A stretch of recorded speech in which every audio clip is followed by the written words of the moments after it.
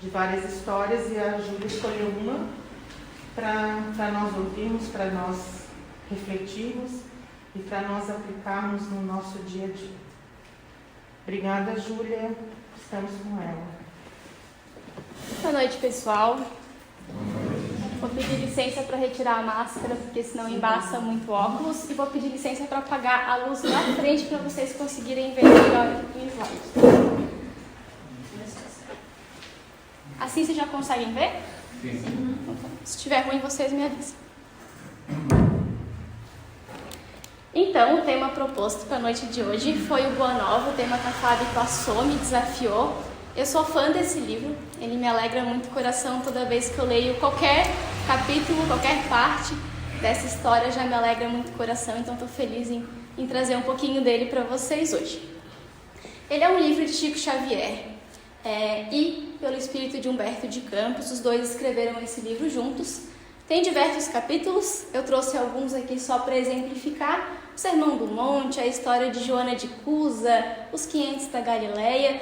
É uma obra que traz uma visão um pouco diferente de como a gente está acostumado a ver alguma dessas histórias, porque foi trazido dos relatos que contém lá no mundo espiritual sobre essas histórias. Foi trazido então nessa obra por Chico e por Humberto de Campos. Mas, antes de contar que história do Boa Nova que eu escolhi para trazer para vocês, eu peguei uma partezinha da introdução feita pelo Humberto de Campos, onde ele explica como é que essa obra funciona, qual que é o intuito dela. Ele diz que os feitos heróicos e abençoados, muitas vezes anônimos no mundo, praticados por seres desconhecidos, encerram aqui profundas lições, em que encontramos forças novas. Todas as expressões evangélicas têm, entre nós, a sua história viva. Nenhuma delas é símbolo superficial. Então eu vou contar uma das histórias para vocês hoje, mas eu convido a vocês, durante a história, fazendo essa reflexão. Que parte dessa história será que eu consigo trazer para o meu dia a dia, para a minha vida? O que vai me ajudar? De onde eu consigo tirar força para os meus desafios e para os meus problemas? Então, a história que eu escolhi desse livro é a história de Maria de Magdala. Acho, se vocês forem pelo menos que nem eu, vocês conhecem Maria, a mãe de Jesus, muito bem a história dessa Maria, mas a Maria de Magdala é outra Maria que muitas vezes fica esquecida ali na história. Eu mesma, há um tempo atrás, eu sabia muito superficial a história dela. Estudando aqui para trazer para vocês, eu me apaixonei por esse personagem e é muito rica a contribuição dela para esse evangelho, para esses ensinamentos de Jesus. Então aqui é só um pedacinho do que a gente vai conversar hoje.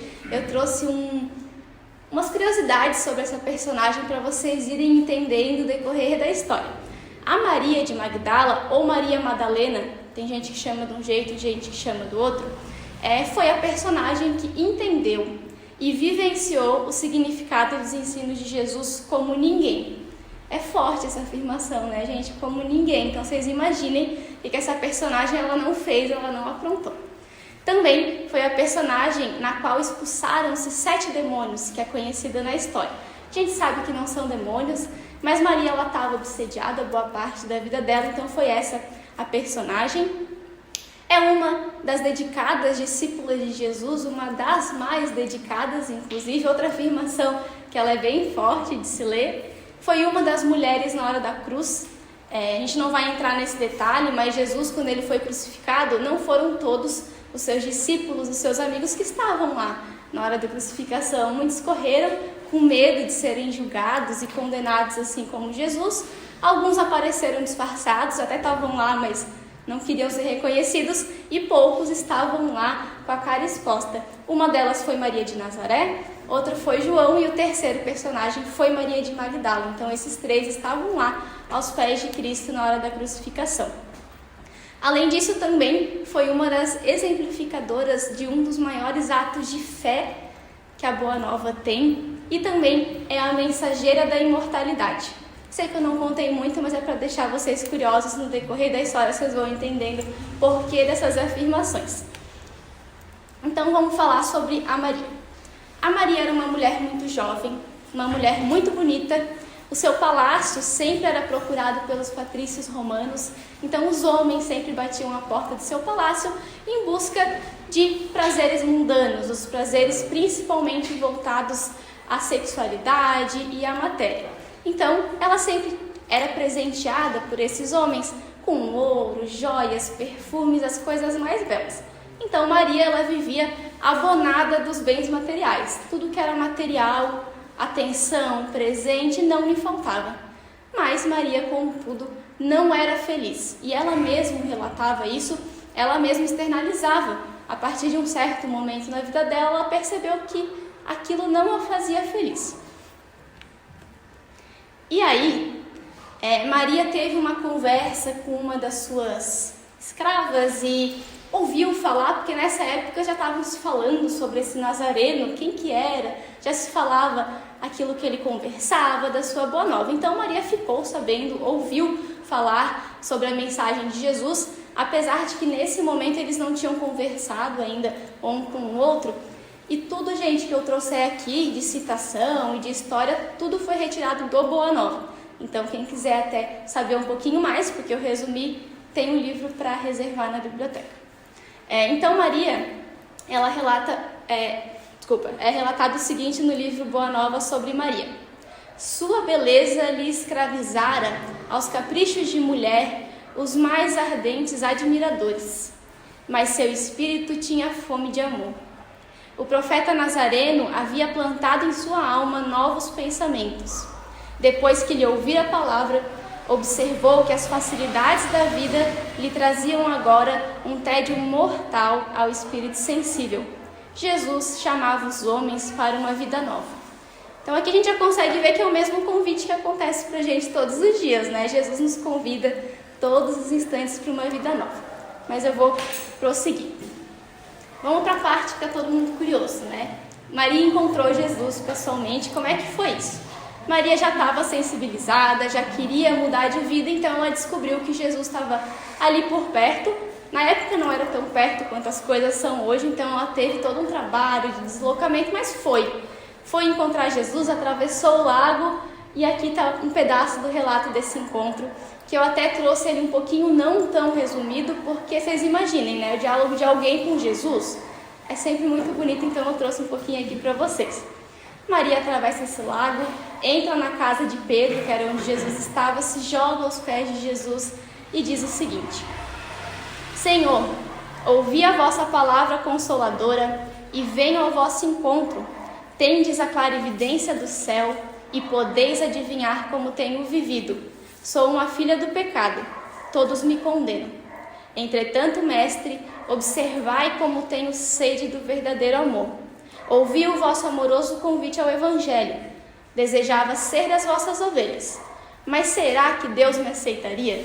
Então essas foram as primeiras coisas que Maria escolheu falar quando encontrou com Jesus. E aqui eu já quero fazer uma observação. Maria não escondeu em momento nenhum quem ela era, a vida que ela vivia, os pecados, os erros que ela tinha cometido. Ela se jogou aos pés do Cristo e foi muito clara. É porque não adiantaria esconder, a gente não consegue esconder nada da gente, nem nada de Deus, nem nada de Jesus. Então Maria, ela foi muito aberta quanto a isso, mas o maior receio dela, tanto que foi a primeira coisa que ela falou, era essa dúvida. Será que mesmo assim Deus aceitaria ela? Será que ela poderia seguir Jesus? Ela seria amada e aceita apesar de tudo isso? Vocês já conseguem imaginar mais ou menos o que Jesus respondeu para ela, né? Então a primeira coisa que Jesus respondeu foi: Maria, levanta os olhos para o céu e alegre-se no caminho, porque escutaste a boa nova do reino e Deus te abençoa as alegrias. Então uma pausa aqui já, né? Primeira coisa que Jesus orientou foi levantar os olhos para o céu e alegrar-se. Será que a gente faz isso? Porque assim, gente, fica difícil para todo mundo.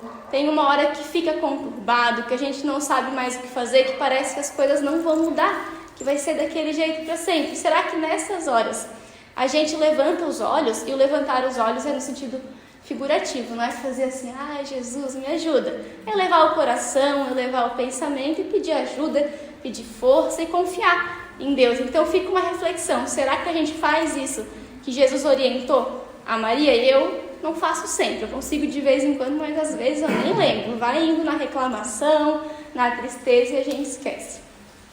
Continuando. Acaso poderias pensar que alguém no mundo estivesse condenado ao pecado eterno? Onde então o amor de nosso Pai? Essa parte, gente, é maravilhosa.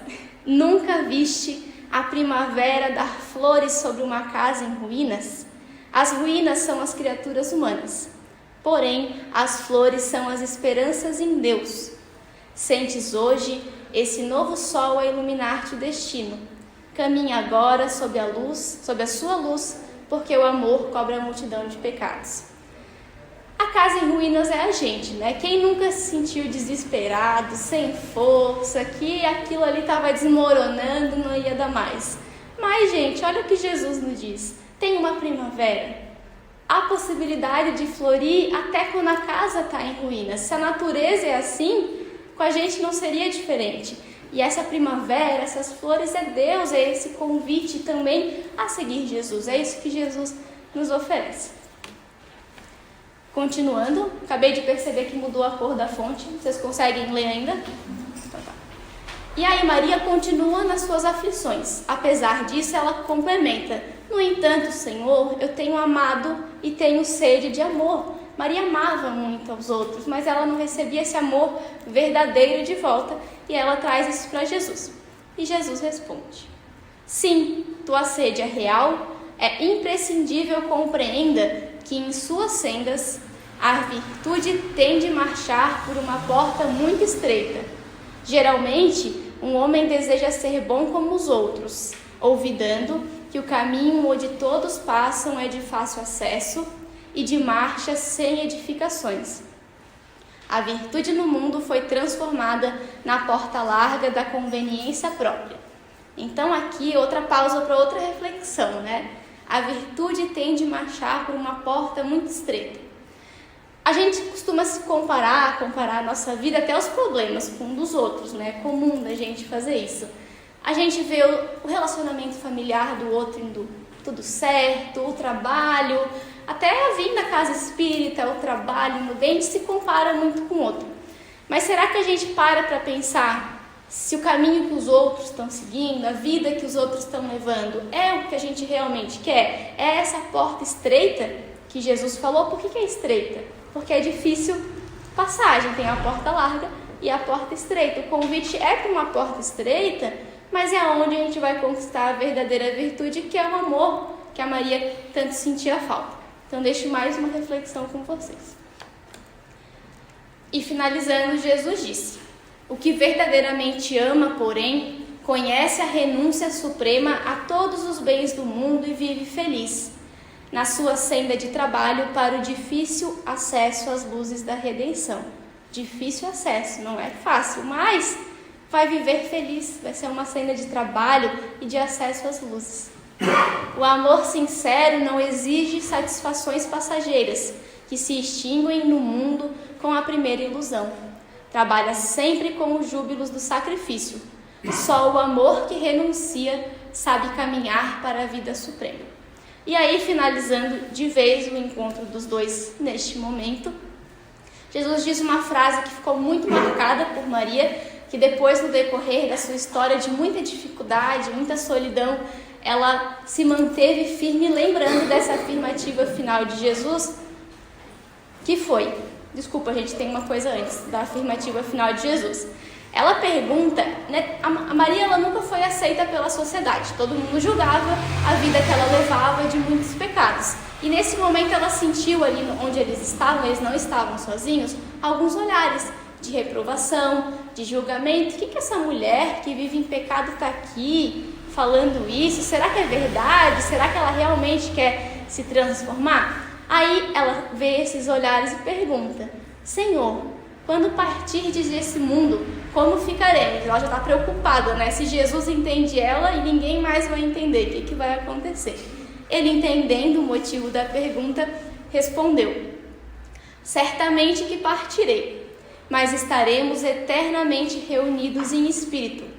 É necessário que cada um tome a sua cruz em busca da porta estreita da redenção. colocando acima de tudo a fidelidade a Deus e, em segundo lugar, a perfeita confiança em si mesmo.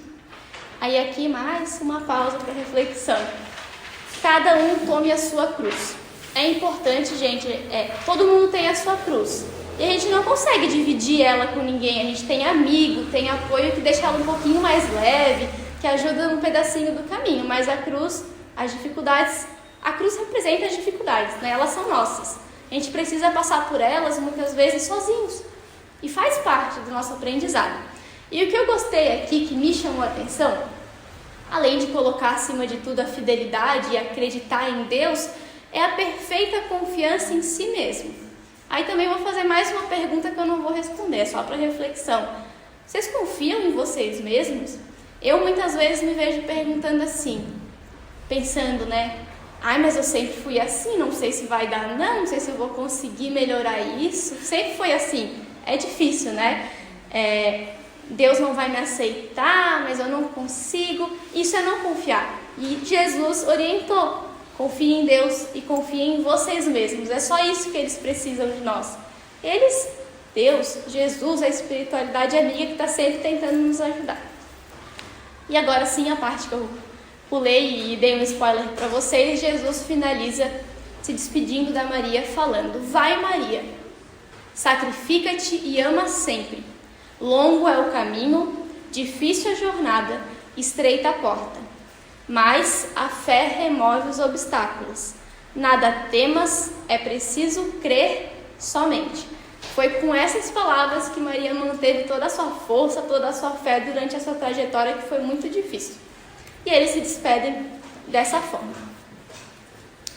Então, será que Maria realmente mudou depois disso? Porque ela poderia ter uma vontade, mas não forte o suficiente, podia ter se perdido no meio do caminho. Não. Maria realmente tinha uma vontade firme e decidida de mudar de vida. Ela não era mais feliz e ela queria seguir a Jesus. Jesus acolheu ela e ela então se renovou. A gente usa muito a expressão da água para o vinho, né? Foi isso que Maria fez. E vocês lembram que eu falei lá no início que era um dos maiores atos de fé ali reportado na história do Boa Nova. Por quê? Alguns de vocês devem conhecer a história de Paulo de Tarso, inclusive recomendo a leitura da obra Paulo e Estevão. Eu sou muito fã da história de Paulo também. Paulo, acho que é a história mais conhecida de transformação que tem, né? Paulo, ele já seguia a lei, ele era um homem correto, mas ele não seguia o amor, a proposta de Jesus. Então foi essa transformação muito bonita. Mas, como eu falei, ele já era uma pessoa reta, uma pessoa do bem. Maria não. Maria vivia presa numa vida material, só nas coisas daqui. Ela não tinha conhecimento e vivência das coisas do Espírito. Então a transformação dela foi um testemunho para a humanidade, para a gente ainda hoje, de alguém que saiu de uma vida completamente de pecado, de dificuldade, ligado principalmente aos bens materiais, decidiu seguir Jesus. E ela largou tudo para que isso acontecesse. Vocês não acham que por seguir Jesus ficou fácil, né? Seguir Jesus agora vai ser tranquilo. Não, ela foi tentada e convidada o tempo inteiro a voltar para aquela vida que ela tinha antes, para aqueles padrões. E mesmo assim ela resistiu e ela foi firme porque ela confiava na proposta de Jesus, ela confiava em Deus. E também porque, né, gente, ela entendeu que aquilo não fazia mais sentido. Foi algo raciocinado, aquilo não faz mais sentido para mim, então eu vou buscar algo novo. E Emmanuel, ele chama de toque da alma isso que aconteceu, que é o que Jesus define como a conquista do reino dos céus. Então Maria teve esse toque da alma ao conhecer a proposta de Jesus e foi partir para a conquista do reino dos céus. Então essa transformação, ela foi sim verdadeira. Maria, a partir desse momento, viveu de uma forma diferente. E aí passaram-se alguns anos nessa história, que eu não vou contar a história toda em detalhe. Jesus, ele foi crucificado. Maria de Magdala, Maria de Nazaré e João estavam lá ao pé da cruz, ele foi crucificado. E nos dias seguintes, Maria foi então, o que a gente chama hoje de túmulo, né? Ver onde o corpo de Jesus estava. Ela foi até lá chorando, com saudade, desesperada. Foi lá e viu que a pedra que tapava o túmulo estava aberta, e daí ficou mais desesperada ainda, né? Aonde colocaram meu Senhor? Onde é que levaram? E aí, ela viu alguém. Ela achava que era um jardineiro ou um zelador que cuidava ali do espaço, mas, ao espantar-se, ela viu-se à frente do mestre Nazareno, o excelso benfeitor ressuscitado, a envolver-lhe de paz o coração cansado. Esse momento aqui da história que a gente chama de ressurreição de Cristo, que nada mais é quando Jesus veio mostrar para a humanidade inteira que a nossa alma ela é imortal, que o nosso corpo morre, mas o nosso espírito é eterno. E ele fez isso para ninguém mais, ninguém menos. Primeiramente, ele teve outros episódios que ele fez isso também, mas a primeira vez foi para Maria de Magdala. E esse encontro, gente, aqui está super resumido, mas ela não sabia se era ele ou não, até que ele vira e fala Maria, que foi como ele sempre, com essa voz firme que Jesus, imagina, que tinha, ela ouviu Maria e nesse momento ela soube que era ele e respondeu, Senhor. Então ali eles se encontraram, o diálogo deles nesse momento não foi muito longo, mas foi então, por isso que ela é a mensageira da imortalidade, porque Jesus escolheu a ela para fazer essa primeira aparição como espírito imortal, para que ela levasse essa mensagem para os outros e para também deixar outro ensino para nós, de que a verdadeira imortalidade da alma, essa preocupação, esse trabalho começa aqui, começa agora. Maria não pensava nessas coisas, pensava na matéria, mas Jesus tocou seu coração, ela entendeu essa proposta e se renovou. Então Jesus apareceu para ela e Maria foi sair correndo, contar para todo mundo que Jesus não tinha morrido, Jesus estava vivo. Ninguém acreditou nela, ninguém mesmo, nem os discípulos de Jesus, eles achavam que ela estava meio doida ou que ela estava inventando, porque que Jesus ia aparecer para ela também, né? A única pessoa que acreditou nela foi Maria, mãe de Jesus, que abraçou e ouviu a sua história. Eu vou seguir que eu acabei de olhar o tempo. Eu prometo que eu vou contar para vocês o outro encontro que os dois tiveram, que não vou contar quando foi e vai ser o final da palestra, mas vai ter mais um encontro dos dois. Eu trouxe alguns ensinos dessa história de Maria, porque além dela ser bonita, de ser muito rica e muito bela, como eu comentei, a gente tem que refletir como é que a gente usa esses ensinamentos hoje para a nossa vida, para as nossas dificuldades. Eu trouxe 3 ensinamentos. O primeiro foi a mudança de Maria, né? Falamos bastante disso. Maria mudou de uma vida focada no bem material para as coisas do espírito. Ela sofria frustração. Eu não comentei, mas ela também não podia ser mãe, era algo que ela queria muito. Ela era extremamente infeliz. Então Maria, ela submeteu-se a todo tipo de infortúnio, exemplificando-se como fiel servidora do Cristo, sem jamais desfalecer ou reclamar de algo. E aqui eu trouxe uma pequena frase de Emmanuel, essa não está no livro Boa Nova, essa foi de outra obra que eu não me recordo agora, desculpa. Mas ele diz que sempre que a gente está disposto a seguir Jesus assim como Maria estava, nada vai nos faltar. A gente vai ter tudo à nossa disposição. Pode parecer difícil de acreditar, né? Às vezes, principalmente a parte material do necessário, né? Mas será suprido de socorros eficientes em todas as suas necessidades. E Maria não teve medo disso. Maria foi, não olhou para trás e tinha certeza de que ela teria tudo o que ela precisava. E para seguir Jesus, que foi esse convite que foi feito a Maria e ela acatou, às vezes não, sempre. Muitas vezes a gente acredita que precisa de elemento especial. Eu já preciso ser um ser um pouquinho mais evoluído, né? Ou eu preciso estar bem com a minha vida atualmente para eu ter essa condição de seguir Jesus. Eu preciso ter tempo, disposição, enfim. Mas não, é só um convite para uma caminhada. A caminhada, ela começa num ponto e tem todo um caminho para chegar no destino final. O convite de Jesus é para caminhar com Ele. E Ele só pede 2 coisas da gente: disposição para seguir Ele e decisão, que a gente precisa ter certeza que a gente quer seguir Jesus, porque senão não vai, porque é difícil, gente. Precisa querer mesmo. E Jesus, assim como Ele não fez com Maria, Ele não questiona os nossos defeitos, aquilo que a gente faz ainda de errado, as nossas posses, nada. Ele só convida, assim como foi com Maria. Ela se jogou aos pés dele, Ele sorriu e ouviu ela e a aceitou. Então a gente deve ir aonde? Seguir Jesus nesse convite, com a confiança de que o que a gente precisa vai ser disponibilizado, sim. O segundo ensinamento é sobre a imortalidade da alma. Não existe uma Maria de Magdala no mundo. Existem vários personagens que, assim como ela, lá na introdução, Humberto de Campos falou, né, que são anônimos no mundo, que muitas vezes a gente não conhece, mas que tem esses exemplos de conversão e que sim mostram que o Cristo ainda vive. Apesar do Cristo ter aparecido para ela, isso ter sido um grande ensinamento da imortalidade da alma, o que eu trouxe aqui que me chamou a atenção é que foi a forma como Maria viveu a sua vida depois de se converter, a forma com a fé, a renúncia que ela teve. Isso mostra pra gente que Cristo ainda vive, sim, no coração de Maria, que não é só uma, existem várias Marias de Magdala no mundo. E a gente, como seguidor de Cristo, que buscamos ser, já somos, né, gente? Um pouquinho a gente já é, a gente tá aqui, né, hoje, segunda, tá frio, um pouquinho a gente tem que exemplificar para os outros que Cristo ainda vive, através da nossa alegria de viver, de enfrentar dificuldades. Não é que não pode chorar, que não pode deitar, não pode, por uns minutinhos, agora eu não quero nada, eu quero só chorar, tudo bem? Mas aí no dia seguinte levantar, continuar. Isso mostra a nossa preocupação com a vida futura, a preocupação que as coisas não são só o aqui e agora. E essa imortalidade da alma, eu acho que foi a Fábio que falou numa palestra, não é só pensar lá na vida futura, depois que eu desencarnar, é a imortalidade da alma. Não, é antes, é o nosso passado, é o agora e é o depois, mas a gente já tem que começar a trabalhar aqui e agora, pensando nisso.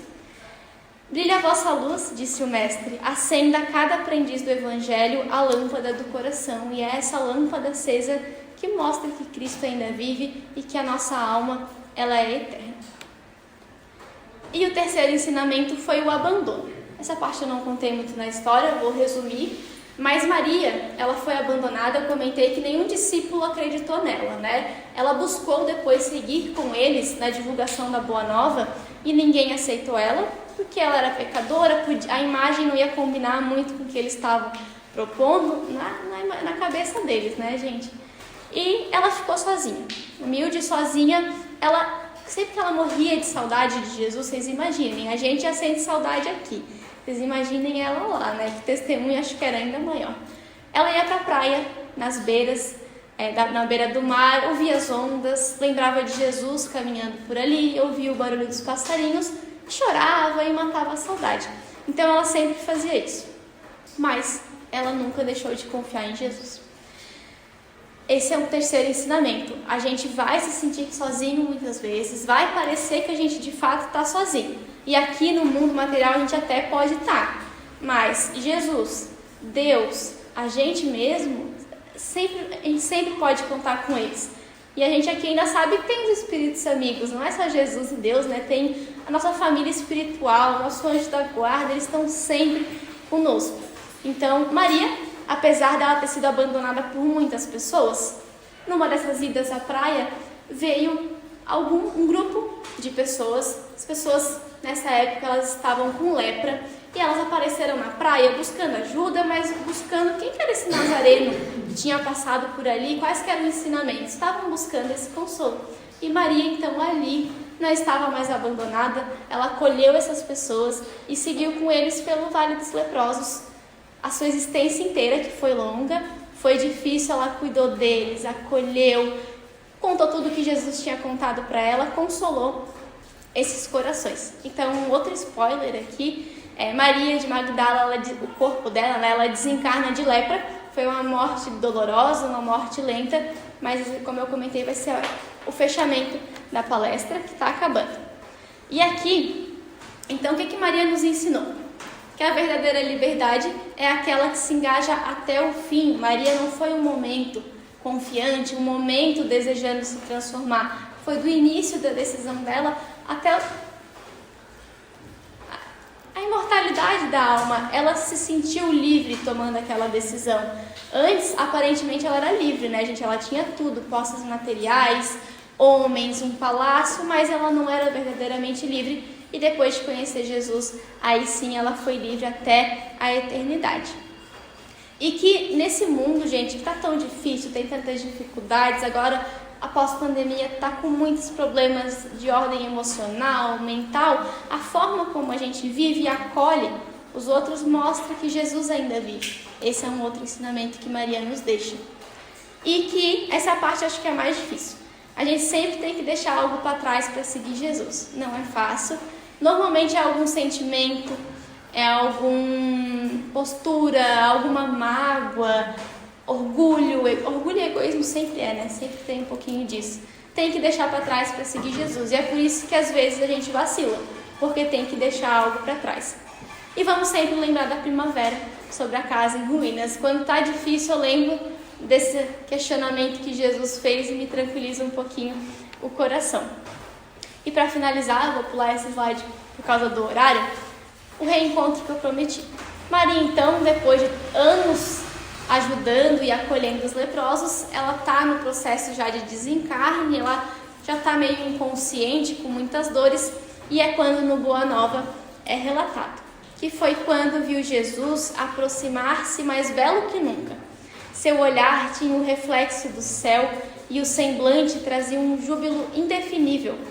O mestre estendeu-lhe as mãos e ela se ajoelhou, exclamando como antigamente: Senhor! E Jesus recolheu-a brandamente nos braços e murmurou: Maria, já passaste a porta estreita. Amaste muito? Vem, eu te espero aqui. Vocês imaginem o que é depois dessa vida difícil, de muita luta, ser acolhida e levada aos braços de Jesus dessa forma. Então essa é a história de Maria. De novo, gente, não pareceu, mas eu resumi. Está tudo relatado no Boa Nova, cada detalhe, cada palavra é muito rico, é muito lindo. Cada vez que a gente lê, a gente vê algo novo. Todas as histórias do Boa Nova têm esse teor, esse cunho de consolo para os nossos corações, trazendo outras histórias da época que Jesus esteve aqui. Então convido vocês à leitura desse capítulo, mais dos outros também, e que vocês pensem em Maria de Magdala aí no decorrer da semana e como nós também podemos ser Maria de Magdala nos mundos de hoje. E era isso, obrigada pela paciência, desculpa que eu extrapolei um pouquinho o tempo.